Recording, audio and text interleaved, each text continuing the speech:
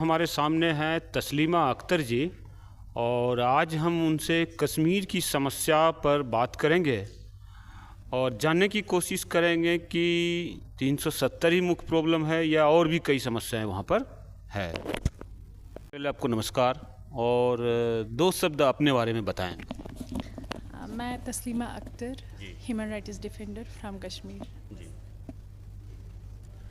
कहा जाता है कि मतलब 370 के बाद स्थितियां वहाँ पर जो है दिक्कत हो गई, लेकिन 370 के पहले भी समस्याएं थी, तो उस पर आप थोड़ा बताएं क्योंकि आप उस पर कार्य कर रही हैं। देखो, मुझे नहीं लगता है आफ्टर एब्रिगेशन ऑफ आर्टिकल के बाद वहाँ पर कोई दिक्कत हुई है।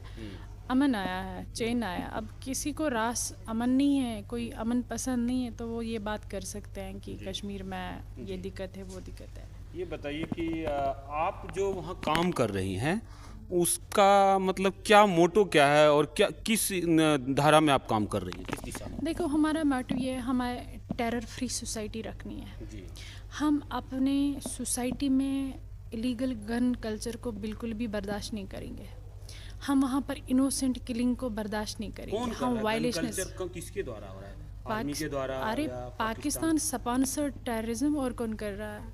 आर्मी तो देश की रक्षा के लिए, आर्मी तो हमारी हिफाजत के लिए है। जो वहाँ पर महबूबा मुफ्ती महोदया है और अब्दुल्ला जी हैं, उनका कहना है कि जो है आर्मी करती है और आंदोलन होते हैं, तो उस पर आपका क्या कहना है? नहीं, देखो, आर्मी हर जगह अपने हर एक देश को अपना प्रोटोकॉल होता है, अपने लॉज होते हैं, ठीक है।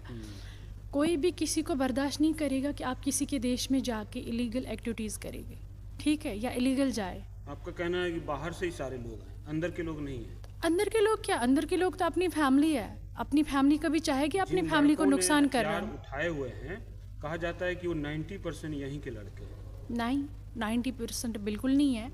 कुछ परसेंट थे या है या होंगे, बट उनको मजबूर मिसगाइड पाकिस्तान स्पॉन्सर्ड टेररिज्म ने किया, सो कॉल्ड ऑर्गेनाइजेशनों ने किया, ठीक है, अपनी मफाद के लिए। आप इस तरह से बोलेंगे तो लगता नहीं है कि आप के ऊपर फतवा जारी हो जाएगा? क्योंकि किस वहाँ चीज़ का फतवा? वहाँ के रियलिटी बयान करने में कोई फतवा किसी पर नहीं लगता है, ठीक है। उन पर फतवा लग चुके जिन्होंने टेररिज्म को सपोर्ट किया है, मैं उनको कंडेम करती हूँ। जिन्होंने वहाँ पर छोटे छोटे बच्चों को बेसहारा किया, बेघर कर दिया, उनको यतीम कर डाला है, उनकी फैमिलियों पर तशद्दुद किया, उन पर कोई फतवा लगा है? आप इशारा अब्दुल्ला जी की तरफ कर रहे हैं या महबूबा मुफ्ती की तरफ, किसकी तरफ? ना ही मेरी इशारा महबूबा मुफ्ती की तरफ है, ना ही फारूक अब्दुल्ला साहब की तरफ है, ठीक है।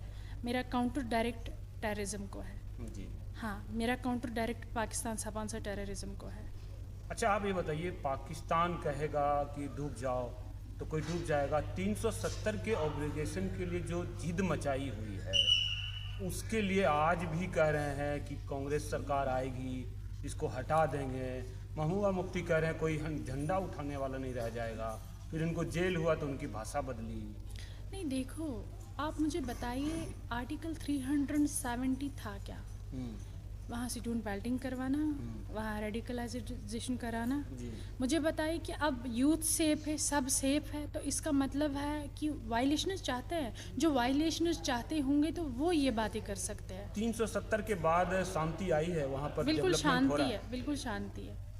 लोग घूम रहे रात के 10, 11, 12 बजे तक। फिर ये मांग क्यों हो रही है कि 370 वापस लाया जाए? वो कुछ मफाद परस्त लोग हैं। देखो, एक कंट्री में एक ही ला, एक कंट्री में एक नहीं, एक कंट्री में एक ही ला होगा, ठीक है, एक ही फ्लैग होगा। आप इतनी अच्छी बात कह रही हैं, मैं आपके बहादुरी की तारीफ कर रहा हूं मैम, कि आप खतरे में आ सकते हैं, इतना रिस्क ले रही हैं आप। लेकिन महबूबा मुफ्ती को छोड़िए, अब्दुल्ला जी, उनके जो है फारूक अब्दुल्ला और जो है शेख अब्दुल्ला और उमर अब्दुल्ला, ये तीनों 370 की रट लगाते रहे। इसके कारण बहुत रक्तपात भी हुआ है। ये पहले 90 की बात नहीं कर रहा हूँ मैं, 1947 से पहले 1931 में भी हुआ है, जिद मचाने के लिए कि ज़्यादा मुसलमान हैं या हिंदू राजा नहीं हो सकता। तो आप समझ सकते हैं। देखो, हमारी कंट्री वो, यहाँ हिंदू मुस्लिम का नाम ही नहीं, यहाँ सारी धर्म एक ही है, ठीक है। ये आप जैसी यहाँ बहादुर लेडी, ये मल्टी रिलीजियस कंट्री है। आप पाकिस्तान का हाल देखो, वो अपनी मुस्लिम कम्युनिटी को कितने डिवाइडेशन कर रहे हैं, शियाओं को मार रहे हैं, अहमदीज को मार रहे हैं, बट वो कभी भी कंपेयर अपने आप को हमारी कंट्री के साथ नहीं कर सकते। मुझे बहुत अच्छा लग रहा है कि मैं हमारी कैसी कंट्री सेक्युलर है। कश्मीरी मुस्लिम महिला से बात कर रहा हूँ जिसके ऊंचे विचार बहुत आला दर्जे के हैं, लेकिन जिस तरह से जिद लोगों को ये तो भड़काना हुआ ना। अभी जो अब्दुल्ला पुत्र हैं, यहाँ देखो, यहाँ सब हिंदू मुस्लिम या सिख ईसाई आपस में हम सब है भाई भाई, ठीक है। यहाँ पर यही स्लोगन चलेगा। आप तो कह रही हैं ये कितनी आवाजें हैं, ये हजारों लाखों करोड़ों की आवाजें यही है। हर कोने में, हर देश में, हर स्टेट में, हर डिस्ट्रिक्ट में आपको यही एक आवाज गूंजेगी, ठीक है। हमें कोई भी अलग नहीं कर सकता, हमें कोई तोड़ नहीं सकता है। कश्मीरी पंडितों को बसाया जाना चाहिए। हाँ, क्यों नहीं, वो हमारी जान है।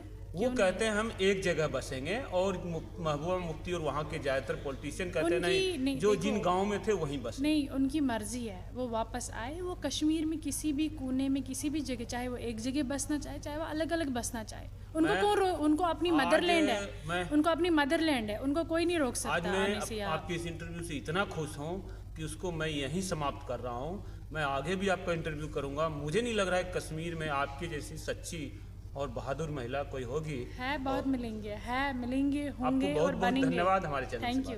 Thank you.